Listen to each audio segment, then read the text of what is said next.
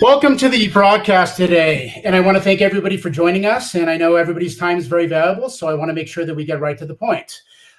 In just a moment, I'm going to go through and introduce our board chair, Sophia Aguilar, and Sophia is the owner of A1 Security and has been a tireless champion for Hispanics in our community and elsewhere in the United States.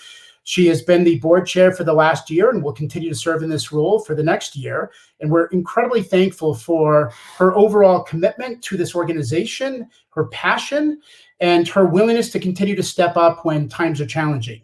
So with that, I would like to go through and introduce you to our board chair, Sophia Aguilar. Sophia? Thank you, Mike. I appreciate that kind introduction. I'm Sophia Aguilar. I'm the owner of A1 Security. We're a local electronic security company. And I'm the current chair of the Colorado Hispanic Chamber of Commerce. On behalf of the board of directors and then on behalf of the organization as a whole, I'd like to welcome Senator Bennet, Dr. Michelle Haas of Denver Public Health, our good friend Rosy McDonough, who is the director of the state of Colorado's Minority Business Office, and Amber Faye McReynolds, of the director of the National Vote at Home Institute and Coalition. And as we all know by now, COVID has had a disproportionate effect on communities of color, minority communities, and especially hard hit the Hispanic community. Before the global pandemic, we at the Colorado Chamber of Commerce worried about small Latino or Hispanic businesses having access to capital to grow their businesses. We worried about the fact that Latinos as a whole are, I wouldn't say they're not necessarily underrepresented, but they lack quality healthcare. They lack the same access to healthcare that the majority of the population enjoys.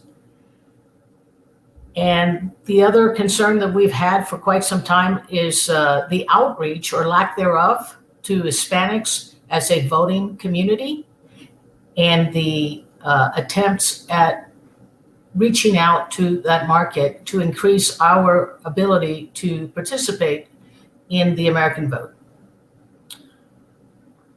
What the COVID-19 pandemic has actually done is it has all these issues that existed before, they have exponentially grown 100-fold. From the 2008 recession, it took the Hispanic community up until about late 2016, 2017 to start to recoup, to gain some of what they lost with that recession. We can't even begin to fathom the amount of time that it will take to recoup from this pandemic because we have been disproportionately affected at all levels. And so we're hoping that this panel discussion will guide us towards real solutions to what we all know is an enormous problem. So with that in mind, I'd like to send it back to Mike, and let's get this started. Thank you. Thank you, Sophia. Really appreciate that. And I think it's important for us to be able to go through and set a baseline. As Sophia has mentioned, that this recent 7 months has ripped off the Band-Aid on every pre-existing disparity that we knew to exist and amplified it dramatically. And I think part of this is understanding why this is so important. And so from our perspective, we believe that we are at a crossroads of this massive multicultural economic revolution with Hispanics serving in the vanguard, currently representing 62.5 million people in this country.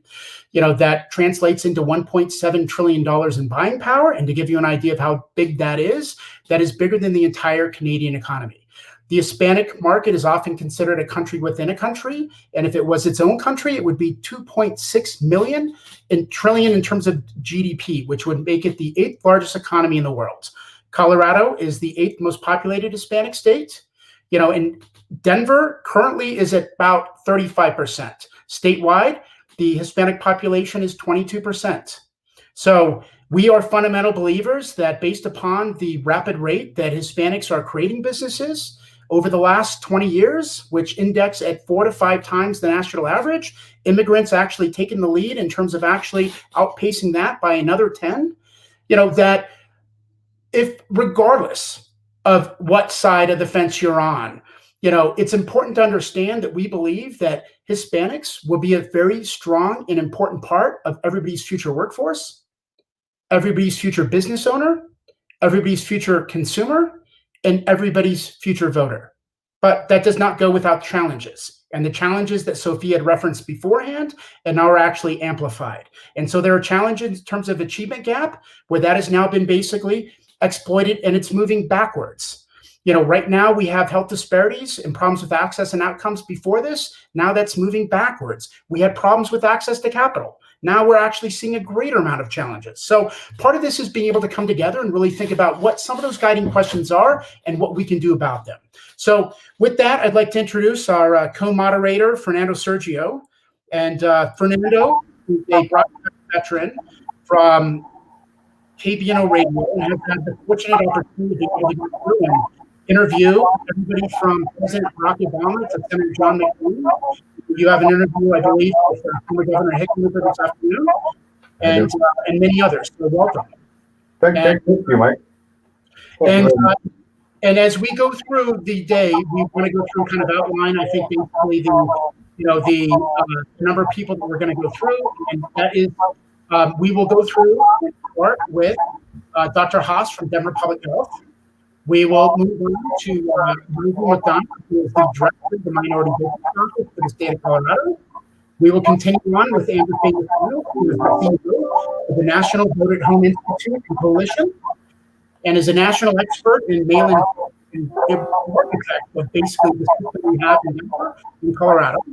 And then we will hear from Senator Bennet. So with that, Fernando, would you continue with the program? Thank you, Mike. I appreciate it. I'm having a little difficulty listening to you, but thank you so much for that kind introduction. And as you underlined, I have to introduce Governor Hickenlooper. So any ideas for the questions to be asked are more than welcome, specifically if we're talking about Senator Bennet. But let me welcome Dr. Michelle Haas, who represents Denver Public Health.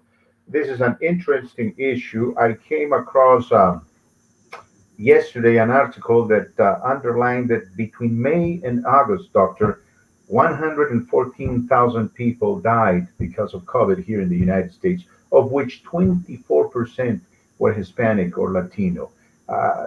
What is the scientific explanation to this strange phenomena that is affecting Latinos? I have my own theories. I'm sure everybody does, but would like to hear from you. Please help us understand what is going on with the coronavirus in the Latino community. And thank you so much for joining us. Thanks very much for that introduction. I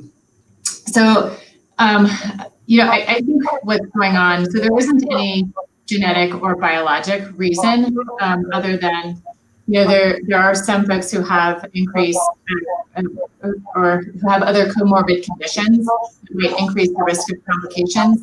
What we're really seeing here is the impact of the lack of access to care and a lack of access for supporting folks to safely isolate. To sort of bring home that point, I'll share with you a clinical scenario, someone that I took care of who went to a clinic, was sent home, was not tested for COVID, presented 4 days later, and had an incredibly low oxygen and died 3 weeks later. And so that's sort of the face of what we're seeing. Patients are telling us that when they try to go get tested for COVID, they're turned away. They're told that they're not sick enough. I had another patient that was told that hypoxia was normal with COVID, which I'm pretty sure that was, in my opinion, was directly related to the fact that he wasn't communicating directly in English. He was seen by a white provider that was here in Denver County. And so what we're really seeing here is, in terms of health disparities, is the impact of structural racism and the lack of access to care that is preventing people from being fully supported. I don't think that there's any true biologic reason why we're seeing this disproportionate impact. And certainly here in Denver County, we're seeing this. Among folks who identify as Hispanic, the proportion of people dying who identify as Hispanic is 53% compared to 29% of the Denver County population. Other things that you can share with me in terms of challenges that they face in the community. They're worried about their job. They're worried about their employer. I've had patients who've been fired because they have COVID. Patients who and so these are all things that could factor into the decision to seek care. And these are challenges that I think that could be fixed by policymakers and trying to redirect resources to communities that need them the most. Thank you so much for that. And if I may follow up with another question, could we then assume that the authorities are not doing a better job in communicating these issues to Latinos? And what about the language barrier as it pertains to treatment and access to, for example, emergency care? Interesting what you said about hypoxia, but go ahead. Yeah, so I definitely think that the language barriers present a huge challenge for our patients. I think that, like, when I was caring for patients in the hospital back in May, most folks hadn't heard of a medicine called remdesivir. And it hasn't gotten to the folks that need to hear about this. So remdesivir is an antiviral medicine. It's not a magic bullet, but it actually does shorten the time that someone's sick. And so it can help shorten the duration that someone is having symptoms. And it's certainly a therapy that we're offering here at Denver Health. And folks hadn't heard of that. So we definitely need to get information out so that folks can be empowered to ask about this and push their providers if they're not offered this medication. And the same thing with a medicine called dexamethasone. So if folks hadn't heard about that medicine either, which is a common steroid that may reduce severe complications to COVID. So folks do need to get the information to empower them to make decisions. They do need information about where to get tested. We also need to make sure folks know that testing is free. And also, if someone doesn't have health insurance and they're not able to get health insurance, particularly folks who may be undocumented, they can still access emergency Medicaid when they come to the hospital. So emergency Medicaid in Colorado will pay for their care and also pay for a couple of visits after they're discharged from the hospital, and also pay for oxygen. A final question from me. Have you encountered any patient or anyone who has been dismissive of the virus itself? I say this because, for example, a lot of, especially in Denver and Colorado, a large majority of the Latino population comes from Mexico. And I know that in Mexico, the government, the president, Andrés Manuel López Obrador, has tried to play down COVID, kind of like here in the United States. I don't know if you have had any encounter with someone who underestimates the seriousness of this challenge. I have, but in some ways, it's more framed with in sort of the context of other competing priorities. So I'm remembering someone who was my age who said, well, I think I'm going to be fine. I think you can just discharge me from the hospital. And this was someone who was on 6 liters, and they were saying, well, I just really want to go back to work and I feel okay. And so, we had to sort of talk to this person quite a bit to let them know, no, having low oxygen is actually, can be really dangerous for you, and we really want you to stay. But I think sort of this competing priority of wanting to support their family, not having paid leave, I think can sometimes, it clouds anybody's decision making. And I think so. I have certainly heard some of that. And then I think, other folks, just hearing through the grapevine, younger folks don't necessarily believe that they'll get sick. And I think what's missing from that conversation is, yes, younger people may not get sick, they may not die from COVID, but some do. And I think some of it gets into this issue of not necessarily, this anecdote that we're all seeing as providers, where people don't necessarily sense that their oxygen is low. And, if you're young and healthy, you might live, you might be able to sort of sustain that for a while before you come in. And then also understanding that, I personally may not die from COVID, but if I pass it to my mom, or my grandparents, then they might die from COVID. And so, just, remembering that I don't live in isolation, that I live and, try to be around my family when I can, and it can be unsafe for them. Well, thank you, Dr. Haas. I don't know if anybody from our guests has a question for the doctor. If not, Michael, I guess we flip the page and we focus on Rosy. Can you guys hear me? Wow, okay. Well, thank you, Doctor. Rosy, how are you? Pretty good, Fernando. Sergio, how are you? I'm doing well. Thank you so much. Well, let's, as I said, flip the page or shift gears and focus on the economic impact, especially for minority businesses. As Michael said, I'm supposed to speak with Governor Hickenlooper in about, about an hour. And one of the points that we're going to talk about is minority businesses. What can the state government do to help minority businesses overcome this horrible crisis? I know the GAP Fund has done a lot. I don't know if you can help us understand what the federal government can and should do, access to cheap capital, and certainly the so-called, and I don't think it's going to happen in the stimulus package, but please go ahead and we'll be listening. Sure. So one of the items that Mike and you asked me to address today is basically what's going to happen to the economy, right? I wish I had a magic ball that I could say, this is what we're going to see in 2021. One thing I can tell you, Fernando, is that the growth of Hispanic businesses, and not only Hispanic businesses, but in general, the minority businesses in the state has been amazing. One of the things that we are seeing basically is that all minority businesses, the estimate that we have for the year 2016, based on the numbers that we had from the Census Bureau before this 2020 census, is that we're basically going to get to 130,000 minority-owned businesses throughout the state, which takes us to a percentage of 19% of the total population of businesses in the state of Colorado. And this represents about between 45 and 50 change in growth from the year 2012. In terms of revenue, we know that minority-owned businesses are going to overpass the $18 billion dollar mark, basically, and we're very looking forward to receive the information from the 2020 Census Bureau. I don't think it's going to be fast enough. A lot of us would like to see that information much faster than what we will have available here. But one of the things that I can tell you is that the Hispanic-owned businesses is the biggest majority that we have within the minority community of businesses.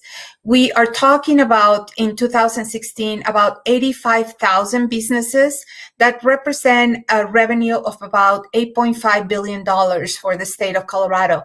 That growth from the year 2012 has been amazing. So one of the things that I can tell you is the majority of the Hispanic businesses we know, the top industries are construction, we have other services, and we also have healthcare and social assistance as one of the majority, the biggest industries that we have for the Hispanic community.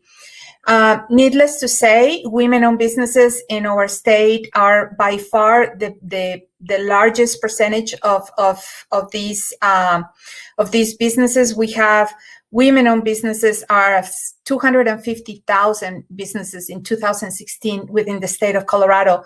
That takes us to $36 billion in revenue. That's a huge representation from women-owned businesses. And as we know, that's the fastest growing segment in the business population. One of the things I wanted to talk to you today is about the PPP. A lot of people are talking about forgiveness on the Paycheck Protection Program loan that was done by the Small Business Administration, the SBA. And there are a few things that you should know. You should know that if you get together with one of your consultants at the Small Business Development Center Network, they can give you one of the 3 forms that you can utilize to request forgiveness. And they can walk you through the process about what is the information you should include in those applications. We're talking about Form 3508S, 3508EZ, and different instructions so basically, I wanted to tell you that if you received a PPP funds, you have resources through the Minority Business Office, through the Small Business Development Center Network that can help you, ask for your forgiveness. The other thing I wanted to talk to you about is Energize Colorado Gap Fund. We are on the 2nd round of funding right now for the Gap Fund, all the way through October 26th. And if you would like some help, English and Spanish, for you to go through the application process, please let us know. Let us know how we can help you. One of the things I can tell you about the first round of funding is that we receive an overwhelming amount of applications, and everybody's going through all of the microlenders, the CDFIs that are involved in the process are going through all of those applications. And I can tell you that there's a great interest on our end and in our community to see the priority groups being more helped. What are the priority groups? Well, minority, women, veteran-owned businesses, rural businesses that are located in areas in Colorado with population of less than 50,000 people. So we are working through that. Now, one other thing, Fernando, that I can tell you is that the application now for the Energize Colorado Gap Fund is in Spanish. And you can apply for the fund.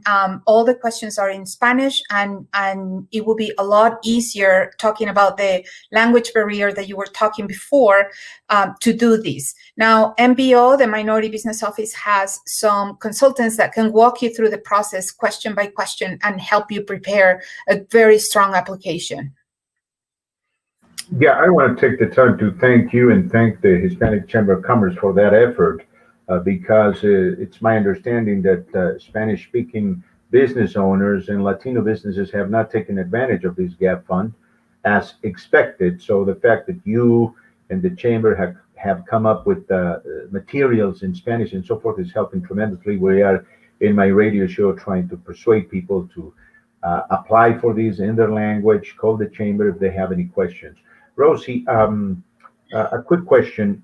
Do you believe that there will be a second round of PPP beyond the fact that you have to request forgiveness for the first round?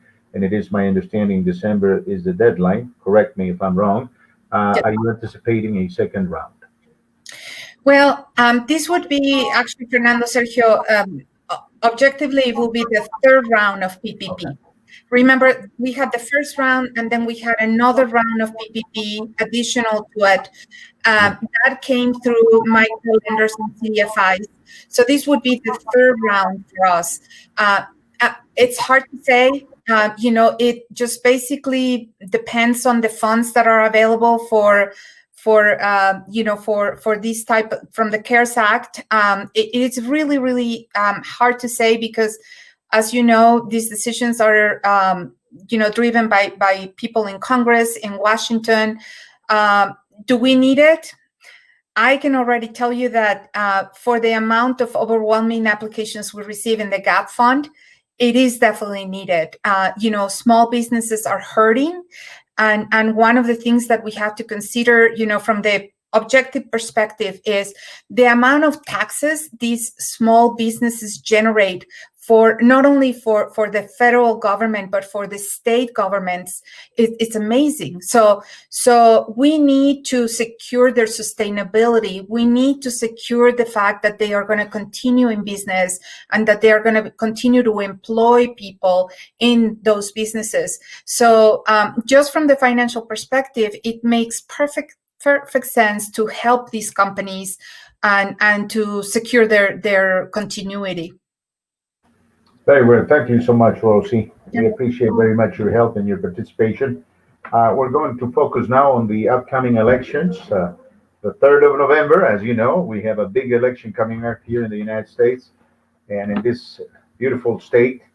And voting by mail has become of paramount importance. I'm certainly voting by mail. And I want to welcome Amber Faye McReynolds. She's the director of the National Vote at Home Institute Coalition.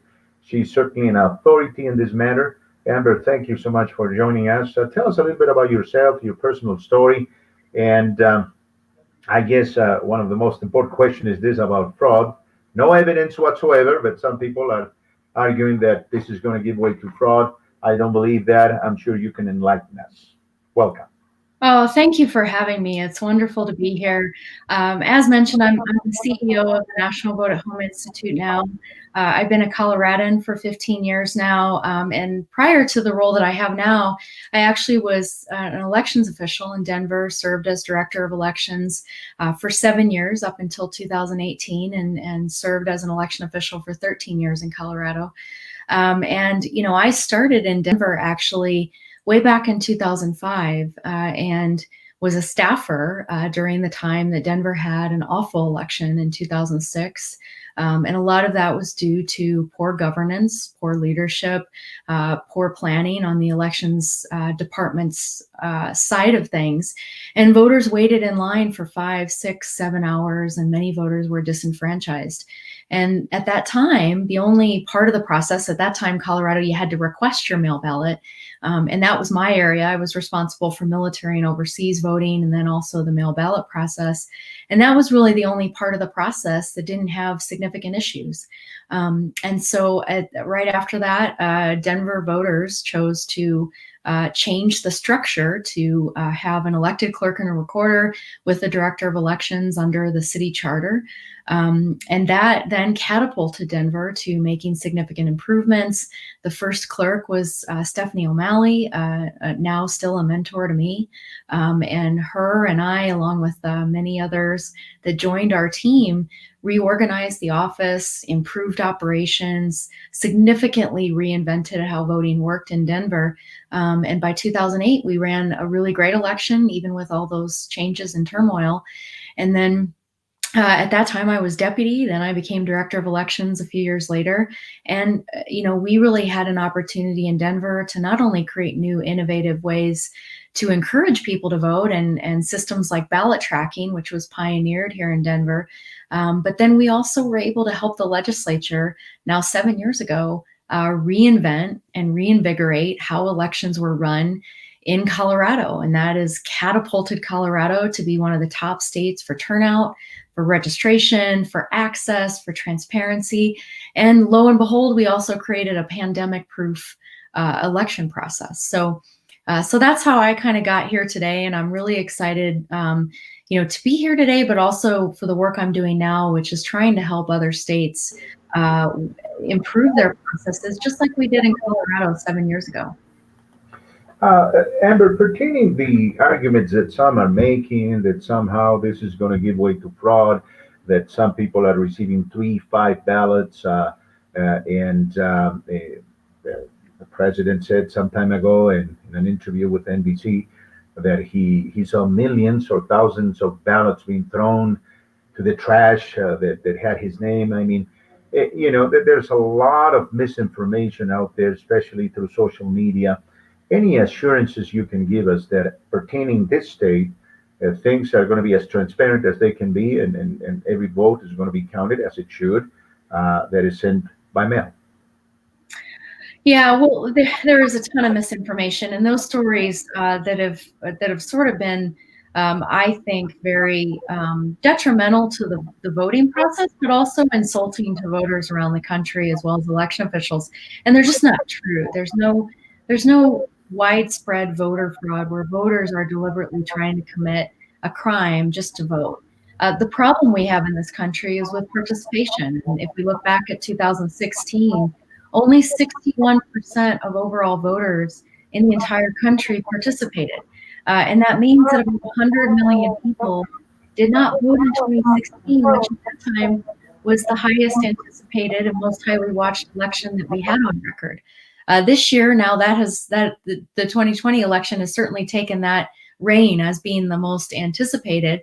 And we believe that we've been able to work with states across the country to expand options. And we're already seeing that happen, where more than 33 million voters have already cast ballots in this election. There's some states that are sitting at close to 40% turnout already. And so voters are highly enthusiastic about this year. And there's just no evidence of widespread fraud. And part of the reason there's not evidence is because the system has checks and balances and is able to deter, detect, and hold those accountable that do try to do something that they shouldn't. And there's various steps in Colorado, especially Colorado is a standout from a security perspective. And we deliberately designed the system that way to be friendly to voters, but also be accountable and secure to ensure that our elections have integrity. Any specific advice you might have for the Latino community, Spanish-speaking voters? I speak from a personal perspective. I'm the host of a radio show in Spanish, and I certainly want to help my community as they go through the process of voting. We have gotten a number of phone calls, and I'm quite impressed with the enthusiasm out there. Any specific advice, perhaps? Yes. First, make a plan to vote. And, in Colorado, your ballot comes automatically. The other benefit of Colorado's system that we also, designed many years ago now is automatic voter registration. And honestly, that's one of the biggest gaps with Latino voters is actually registration. In fact, Colorado Sun recently just put up that about 57% of eligible Latino voters are registered to vote here in Colorado, but yet the overall population is at a 90% registration rate. So registration continues to be a barrier. We also, with the DMVs and other mechanisms for registration, there was significant gaps with how registration happens. So make a plan, make sure you're registered to vote. If you are not registered to vote or you need to update your address, maybe your mail ballot hasn't come yet, Colorado offers also various in-person early voting options where you can register to vote on the spot and vote on the same day. So if you haven't received your ballot, that's a really good option. And spend time at home. The other thing that we've seen with the benefit of vote by mail is, number one, it certainly increased turnout for all voters, and in particular to the Latino community. We saw a 5.5% increase between 2012 and 2016 once this model was implemented. But what's really important as well with the mail ballot model is that you have time at home to research issues, research candidates, complete your ballot correctly. So it's really, really important to read the instructions, follow the instructions. If it says use a black or blue pen, use a black or blue pen, and then remember to sign the outside of the envelope and turn the ballot in as soon as you're ready to vote. Thank you so much, Amber. Thank you very much for joining us. Stay put, please.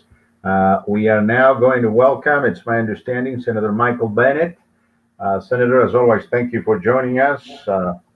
Please, anything you'd like to add? Well, these are exciting times indeed. that's one word. Thank you very much for this, and to Mike and Sophia from the Hispanic Chamber and the other panelists. Thanks so much for participating today. I'm grateful to be part of the conversation and to talk a little bit about what we're facing right now. And I want to get right to your questions, Fernando. So let me just offer a couple of thoughts. As others have said, this is a very hard time for Colorado, and especially for Colorado's Latino community, as others have eloquently laid out.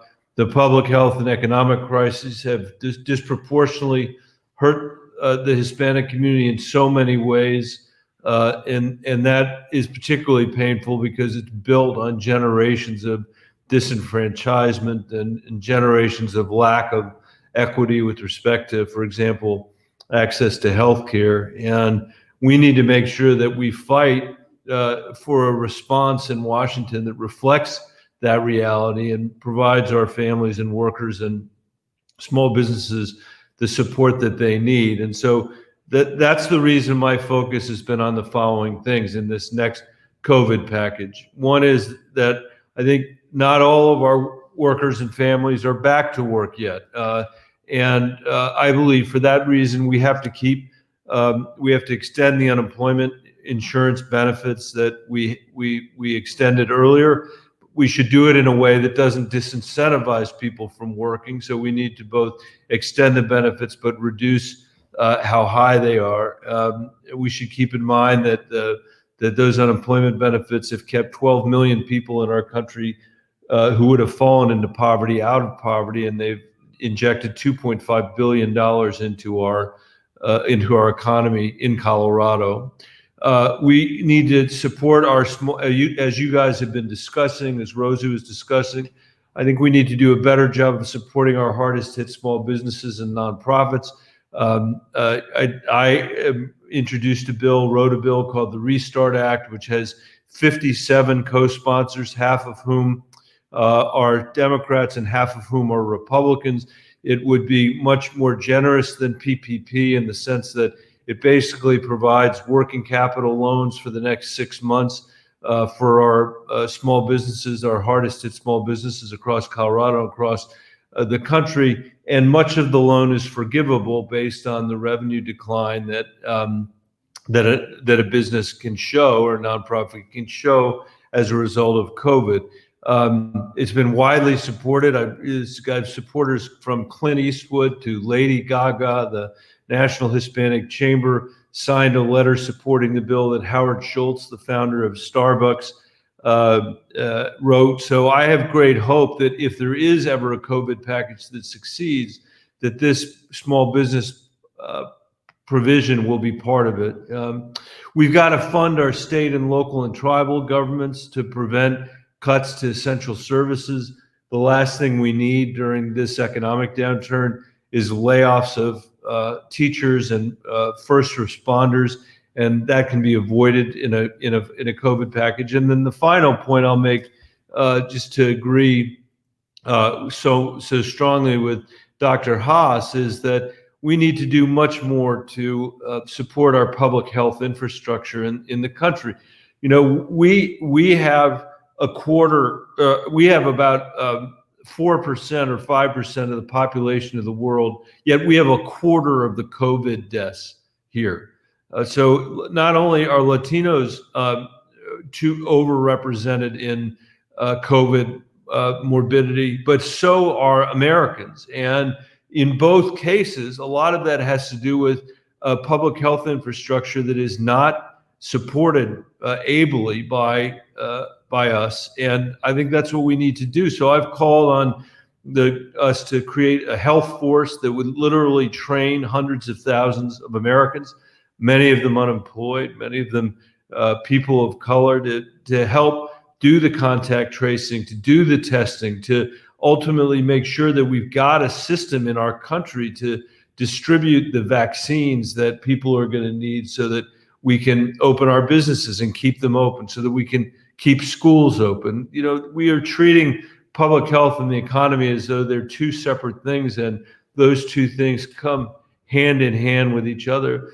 Fernando, the last point I'd make is just, I have to say in a completely nonpartisan way that it's really important for us to encourage people to have a plan to vote, remind people that they have until October 26th to register to vote or update their registration, and then to make sure that they vote earlier rather than later. I voted at home this year, and it took me quite a while to fill out the ballot. So I think people would be well served to take it out tonight and fill it out and send it back in. So let me turn it back over to you. Thank you, Senator. One question from me. I think the 48 hours that were given by Speaker Pelosi are about to expire. Any chance that we can get something approved in Congress pertaining the stimulus package? Well, I hope so. I am sitting in my office in Washington as Mitch McConnell called us back, and he's spending more time focused on the Supreme Court nomination instead of on COVID. I think that if Nancy Pelosi and the Treasury Secretary Mnuchin were left to their own devices, they could reach an agreement, and that we could vote on that before the election. If that does not happen before the election, I think it's going to happen soon after the election. The problem is, we've got hundreds of thousands of small businesses around this country that employ millions and millions of people who may shut their doors and never open again because we're in the middle of a pandemic. It doesn't have anything to do with their business plan or the quality of their business. This is not an ordinary kind of, bloodletting in a recession. This is a COVID-induced recession. So the sooner we can get something done, the better. I've learned not to predict when Congress is going to do anything. Very well. Thank you, Senator. Mike, anything else you'd like from me? Any other questions for the Senator, Dr. Haas, Rosy, or Amber?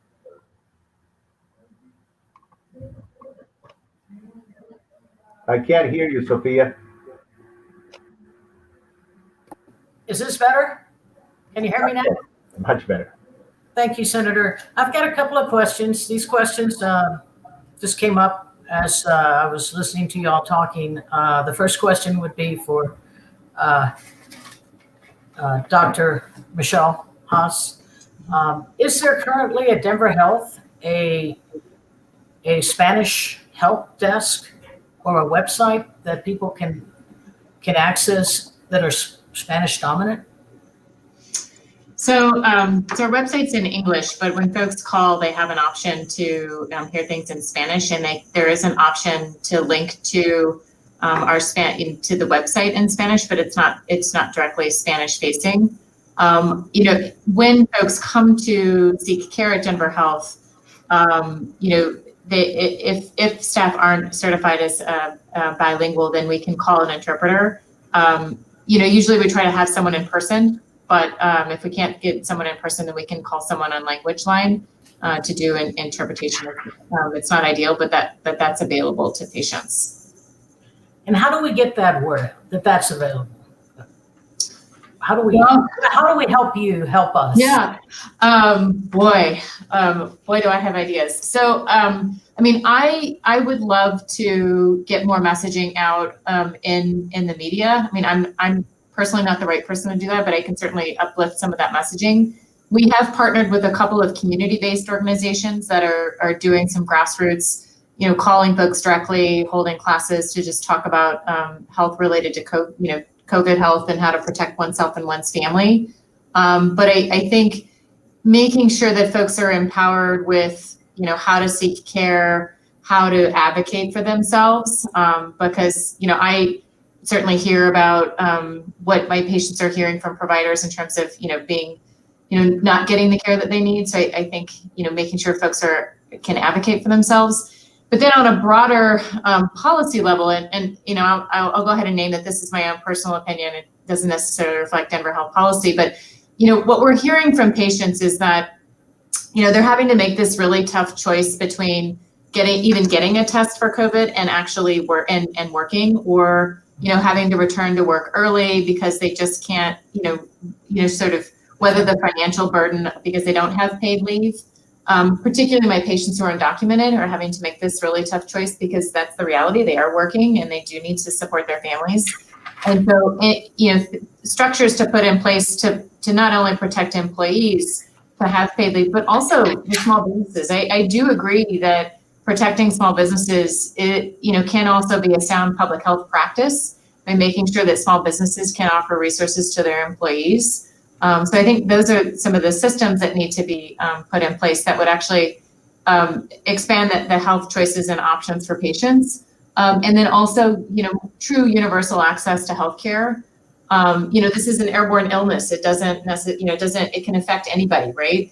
And so we should have a healthcare policy that reflects those needs so that people can have true health insurance and not emergency stopgap or sort of a financial sort of sliding fee scale system in place. Well, thank you. I think we can also have maybe a discussion offline at a later point to see how we help each other.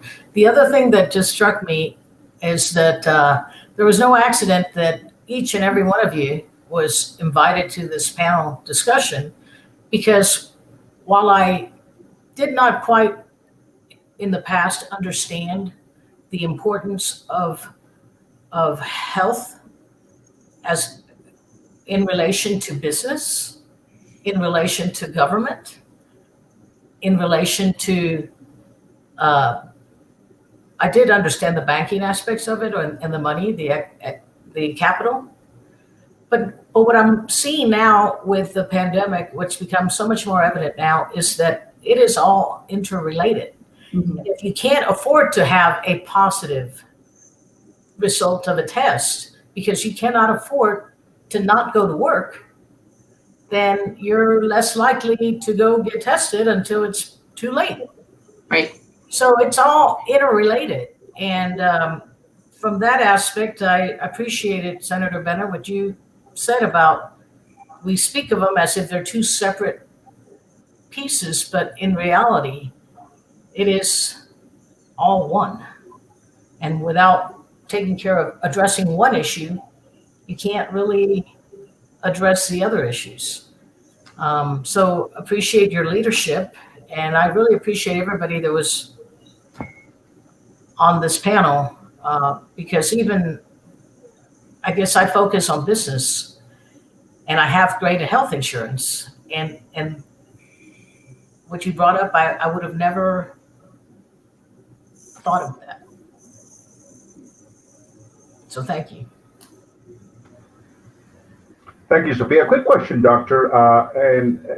Everybody is talking about the second wave. That the second wave, some say here in Colorado, the third wave is coming, has landed.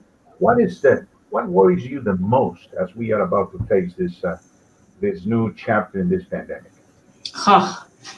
I think, gosh, so many things run through my mind when you say that. I mean, I worry about families. I have kids. I worry about, kids being able to return to school and sort of the downstream effects of that on families. I worry about folks, again, not being able to work and support their families that way. And we don't have the structure in place to support folks. I worry most about our public health reach. We have a new public health program at Denver Health where we can offer home visits to people diagnosed with COVID who don't have health insurance and don't have a primary care provider. So we can see people in their homes, but we're getting to people late because I only have 2 team members who are bilingual English-Spanish. And we need to, if people have to shelter in place again, then they will shelter in place and they will tough it out at home. And they will, folks will end up dying needlessly at home if they're not able to come in or they feel like they're not comfortable to come in to seek care. So I think it's sort of the downstream effects of the second wave, leading to, or us not being able to meet that need from a public health perspective, but then also, folks, not being able to support their families, and then also getting sick and not being able to come in to seek care for all of the reasons that we have in place, that we don't have a system that's ready to rapidly respond to people who don't have health insurance, who might fear coming in to seek care. Okay, very well. As it pertains to me, doctor, I'm going to reach out after this is over personally to you to see how we can help you here at KVNO Radio. Hopefully we can certainly make a difference at some level because this is a serious matter. Mike, anything else you need from me? I would like to just ask Senator Bennet to please give us some closing statements, if you would, and to thank all the panelists, because I think everything each and every one of you is doing is really important.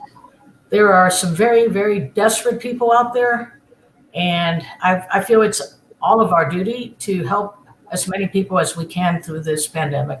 So thank you all for attending the panel discussion. And Senator Bennet, the floor is yours, sir.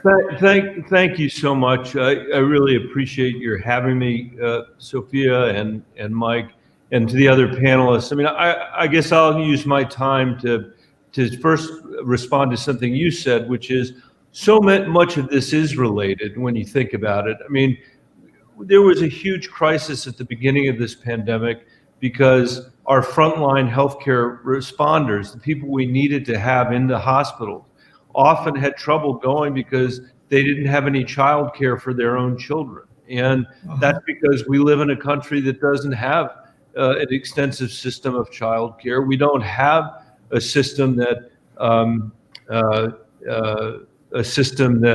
gives people leave to take care of a sick loved one if they're if they need to do that. And every other industrialized country in the world does have those. And so I think that as we come out of this pandemic, I hope that we recognize what you recognize, which is that not only is it all interrelated, but we're all interrelated. And I think we need to do a much better job investing in our country than we have over the last few decades, and so that we can prepare for the next pandemic, but also so that families have the chance to grow economically and become stronger and make a contribution to the economy.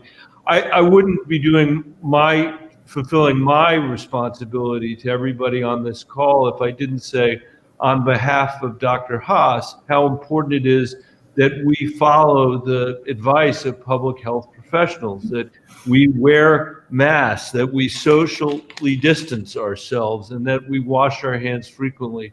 I wear this mask all the time. My wife made it for me. That's a Colorado mask, and you probably can tell.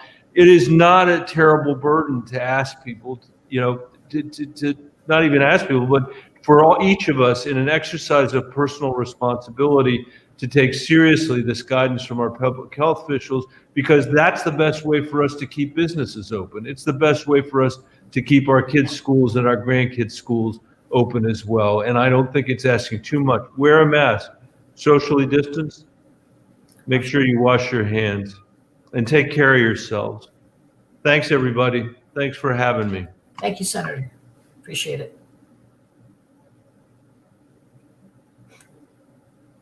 That concludes our panel discussion. Thank you very much.